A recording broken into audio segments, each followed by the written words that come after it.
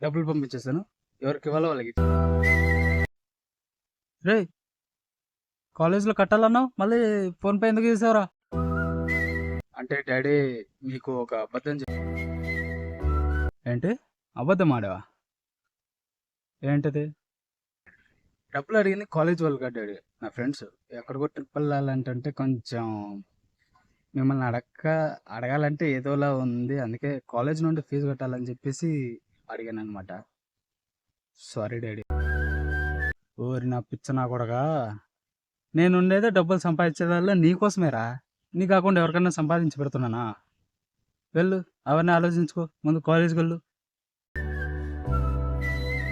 సర్లే, నేను డబ్బులు వాడికి ఇచ్చేస్తానులే, నువ్వు వెళ్ళు.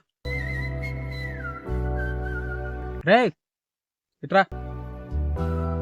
ఇలాంటి అబద్ధాలు కాకుండా ఏదైనా పర్సనల్గా అవసరాలు ఉంటే నన్ను అడుగు, నేను డబ్బులు ఇస్తా. ఇలాంటి అబద్ధాలు ఇంకెప్పుడు ఆడకూడదు. వెళ్ళు, పో.